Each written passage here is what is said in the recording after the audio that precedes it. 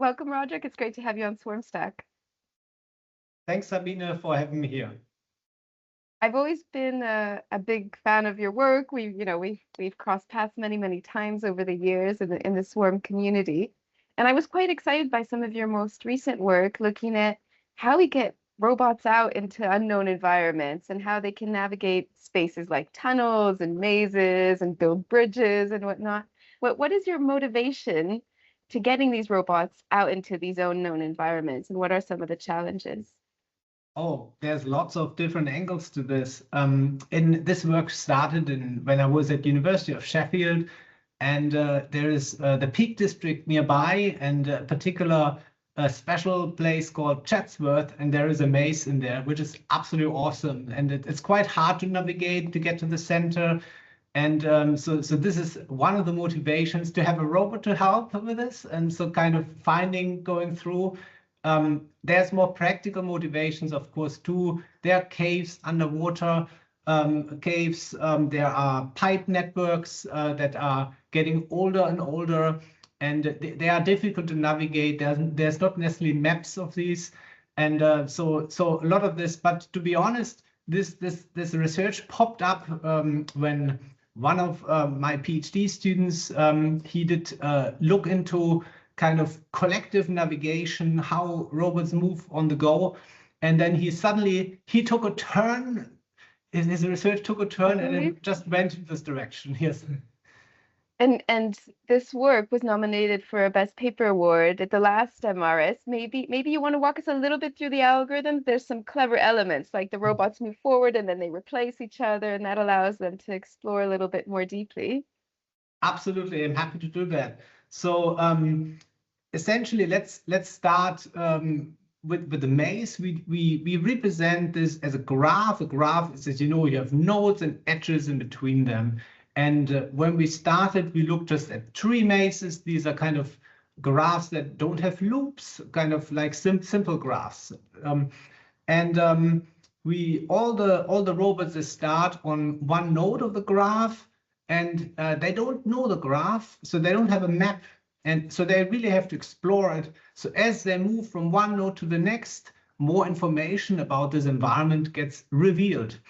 They need to find a goal. There could be one goal or even multiple. They need to find it. They don't know where it is. So whenever they discover it for the first time, then they are there essentially. But one of the challenges in confined spaces is if you have a lot of robots, there's not a lot of space for them. So they can't just all move at the same time like a single agent would.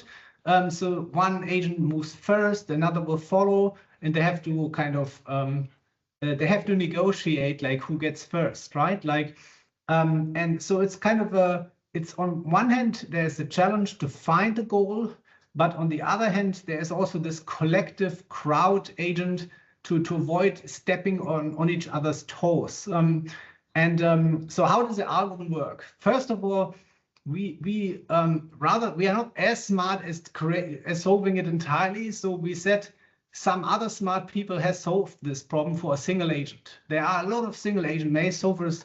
One of them would be, as many people know, follow the right-hand rule or the left-hand rule, follow the wall. And this works in simple environments like trees. And we assume this exists. So we assume we have any single agent maze solver. And one agent is special. It carries a token in our case that can be democratically elected, if you like, who that agent is. For example, the agent with the lowest ID on the current node. And this agent has a token and executes a single agent maze solver. And then this single agent maze solver may say to stay in the current node, then you stay in the current node. Or it will say, oh, go in this direction to the next node. And then essentially the agent looks, is there another robot in this other node? And if not, if it's empty, you just go and then you carry on. But if the adjacent node is occupied and the node that the single agent maze solver wants you to go, there's already an agent there. Instead of you going, you just pass on the token. And that's essentially the idea. So the actual robot carrying the token may not be able to move there, but the token travels exactly the same route that a single agent, if it was alone, would travel executing the single agent maze solver. And thereby it's somehow clear that if the single agent maze solver solves this problem, also our multi-agent maze solver will do it. The one core challenge we still have to address is that all the agents do not get lost. Kind of their communication network remains connected at all times. So that means that once the first agent hits the goal, then all the rest can follow as quick as possible. I really like that algorithm. It's very elegant. It also takes advantage of the swarm really being a collective and coordinating, rather than having every agent trying to figure out how to do every single thing to be able to negotiate these passages. So really clever. And you tested it on real robots. We tested it on real robots. I mean, we as often we start in simulation, and like this graph environment is of course a big simplification. Then we have tested using PyPucks. These are kind of the ePuck robots that have a Raspberry Pi on board on top. We put them into a simple environment, indoor environment. It's not a real outdoor cave yet, so there's a lot of challenges left. These robots, they are all, well, they can't all start in one location because we would have to stack them, but we put them into a start zone. And then we create a kind of a graph. The computer puts a graph, and information is locally revealed. So all the people in the start zone, all the robots there, they know the location of the adjacent node to the start node, and then one of them decides to travel there. Once the first robot arrives at this node, which we can check with an overhead camera, we reveal more information. So it is a little bit of a cheat because we are essentially using an overhead camera that sorts out certain problems. For example, that the robots essentially don't actually have to perceive the environment and actually decide this is a corridor, this isn't. Rather, they get revealed, okay, you can go there, you can go to this waypoint, and so on. However, it is real robots in a real world, at least. It's kind of the first step. But there's a long way to go to bring these robots to kind of caves. And I'm not 100% sure whether we have the full expertise in our group to go to caves, but there's a lot of people maybe watching this video right now, and they say, hey, we could help you, and then please write me an email. Yes. That's really interesting. And I guess the proxies, you would have a robot with the LiDARs, with the necessary sensors to be able to move down that tunnel or down that path. And then when they arrive at a location where they need to make their next decision, their sensors on board would allow them to do that. So the same algorithm would apply, Absolutely. ideally, given that more capable robot. So that makes a lot of sense as a first step. You've also been looking at through subtraction, if I understand it carefully, being able to create structures in 3D to be able to navigate different environments. Do you want to walk us through that strategy? I really like that one as well. That's great. So kind of the original papers of this, it goes back kind of to modular robotics, and it's about like how can robots via self-assembly form certain things, and the traditional paradigm was always kind of additives, kind of like more robots will be added and you gradually form some interesting shape. And then I think it was, the group of Daniela Rus, they started looking at systems like Meech or Pebbles. These were systems that they were already assembled in a kind of a dense object. And then you just shake off the robots that you don't like. So they disconnect and you're shaking the structure. And this kind of reveals, it's almost like carving out what you like without the knife, because the robots kind of just leave on their own. And what kind of Matthew Hall, a PhD student in my group, did, he said, well, rather than kind of shaking the robots off and that they just fall down, they could be quite expensive. What if they have to leave in an orderly fashion? So like, what if they have to plant their paths to get down to the ground? And of course, no robot can be unsupported in flying in the air. They were not drones, so they were all walking on top of each other, etc. And they have to plan to make sure that at all times they are supported. So some robots may have to leave earlier than others and so on. So that was quite an exciting study, kind of moving a little bit, a first step towards building structures that make kind of physically sense, where you have, essentially you need to be connected to the ground at all times. And we have later extended this also to look at the forces that occur in these structures. So if you assemble kind of a large cantilever, then this might eventually bend, so that there's a lot of forces and connections could break. And then you can add force sensors into the models that they can make smart decisions. How do you imagine it being used? I'm imagining, there's a gap in an environment and you bring a big block of cubes or something like that, and then they self-assemble into a bridge, or how do you imagine this then translating to an environment? Yeah, so there are examples of ants and particular species that are able to form structures, kind of to pull certain things or even to traverse. So for example, they do it quite smartly. So almost like, what's the best analogy? Like potholes on the roads, right? You have these potholes, and we engineers, we go and we fix them, and the ants, they just go inside the pothole and others just walk on top of them. And if no other ant on top of them is walking over, they potentially get out and realize they're no longer needed, that there's no traffic that is passing through. So these are kind of dynamic structures that form in nature, and that could be done as well, kind of disaster zones where perhaps particular locations are inaccessible. We were also thinking about rivers. There was a kind of a disaster in Germany near the Ahrtal, but there was a lot of rain and the river went from 1 meter to 10 meter, and so in the night and so on, quite horrible everything. And so this environment was really damaged. I visited the place. There were, I think, 7 or so bridges. They were all damaged, and so like you couldn't even cross the river. And so even there, to have a robot that can make a temporary bridge, like out of some modules, that could have helped. And so like then you have a bridge. It doesn't have to be an extremely good bridge that withstands the challenges of times, but maybe just that is available for a couple of weeks until something better is built, something that can be rapidly deployed, like kind of infrastructure that can be rapidly deployed.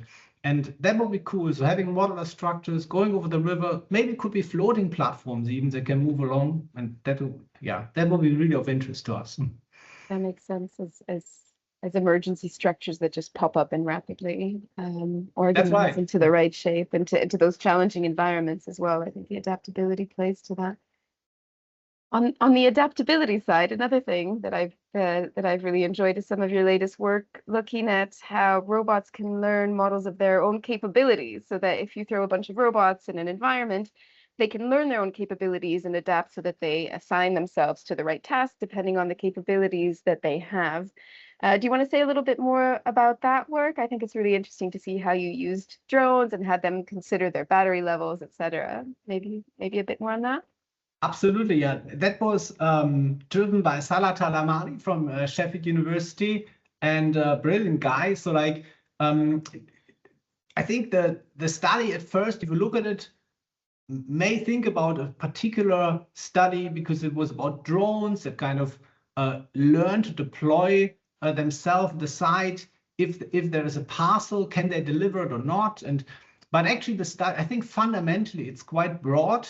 So it's about capability learning, and this is how Salah always did sell it to me. So like it's how, if you have a large collective, and often the capabilities in the collective are not uniform. So you might have drones where the battery is more healthy than another, right? You might have drones that, due to wear and tear, the propellers are a bit worn, and it cannot, even though you bought identical models, there might be just slight subtle differences that impact performance. And what if we don't know this, and we don't assume that we know everything and from first principle can come up with a perfect model, because there's always something, some small differences that we may miss. So how can we use machine learning and auction-based methods in combination, where drones kind of bid for jobs, and kind of through a trial and error process find out precisely what the capability is.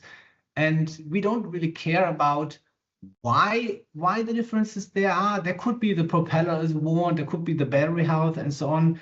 It's just like we want to get the most out of it, and we are also interested a little bit maybe fair usage policies, or like can we use hardware in a more uniform way, perhaps, that some are not maybe more decaying than others and so on. That could be used in this direction. So in this particular study, there was these policies that we learn where a drone can, given a particular job, can say, given my current charge level of, I don't know, the battery says 80%, and the parcel has to be delivered a certain distance, has a certain weight, I'm happy to take this job on. And the unknown in this specific study, but it can be anything, was the battery health. So the drone didn't know its own battery health. It could be 50%, it could be 100%, and it was not modified during the experiment. And then Salah did simulations for, I don't know, 7-8 weeks of simulated time, kind of lots of millions of parcels being delivered. And he did show that when the drones do bid in an auction, it is each of them has a certain confidence, right? So some have, I'm absolutely, either they say I don't bid or they bid. And when they bid, they say I bid with high confidence or medium confidence. It is kind of like a real value, not just three levels.